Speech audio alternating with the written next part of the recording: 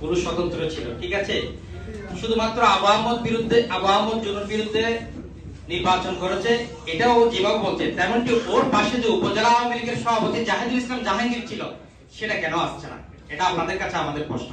সাথে সাথে নজরুল ইসলাম চৌধুরী, আব্দুল জব্বার চৌধুরী সহ ছাত্রলীগের সভাপতি, সেক্রেটারি সহ চন্দনাইশ উপজেলা প্রত্যেকেই জসিমউদ্দিনের নির্বাচনী প্রচারণায় অংশগ্রহণ করেছিল। ভিডিও ফুটেজ যদি আপনারা চান আমরা দিতে পারি। তাহলে কি আমরা মনে করবো যে জাহিদুল ইসলাম জাহাঙ্গীর বিএনপি ছিল?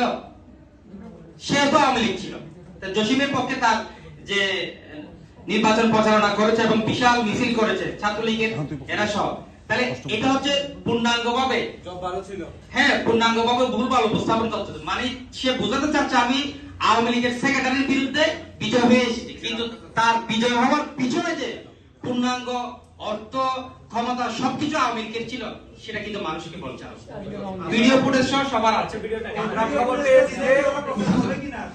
আমরা খবর পেয়েছি যে সুষ্ঠু তদন্তের পদ্ধতি গ্রেফতার করে আইনানুগ ব্যবস্থা নিতে হবে। 3 নম্বর দাবি ছিল দীর্ঘ সময় ধরে জসিমের যে কালো টাকার যে পাহাড় সম্পদ সম্পত্তি রয়েছে, সরকারিভাবে দুদকের মধ্য দিয়ে তদন্ত করে সেই সকল সম্পত্তিগুলো জব্দ করতে হবে।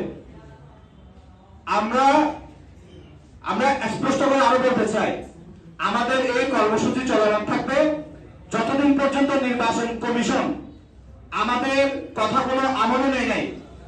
আমরা বলেছি ব্লকের কর্মসূচি দিব, আমরা দিব।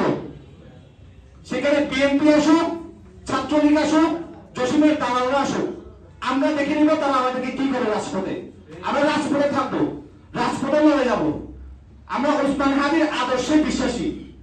কেউ আমাদেরকে থামাতে পারবে না, কেউ আমাদেরকে ঠেকাইতে পারবে না। আমরা আওয়ামী লীগের সাথে আপোষ করিনি, জসিমের সাথে আমরা আপোষ করবো না। আমাদের লড়াই চলমান থাকবে ইনশাআল্লাহ। ভাই আমরা কি কথা বলতে পারবো? আমাদের কাছে এগুলো সবগুলো আছে। আমাদের প্রশ্ন এখানে যে আপনারা যে সাংবাদিকদের প্রশ্ন করতেছেন ওটা আসে নাই। আমরা এমনও সময় গেছে এখানে আসার পর আপনারা কেউ নাই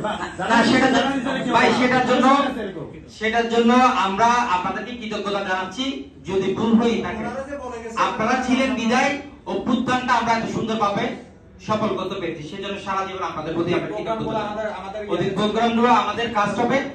আমরা জাতীয় মিডিয়া যেগুলো আছে তাদের ব্যস্ত থাকতে পারে। আমরা আপনাদেরকে যদি বলে থাকে যে ভিডিও ফুটেজটা তাদেরকে দিয়ে নিউজটা করানোর জন্য, তাহলে তাদের প্রতি আমরা কৃতজ্ঞতা জানাই। আমাদের যদি ভুল ভ্রান্তি হয় আমরা ক্ষমা প্রার্থী।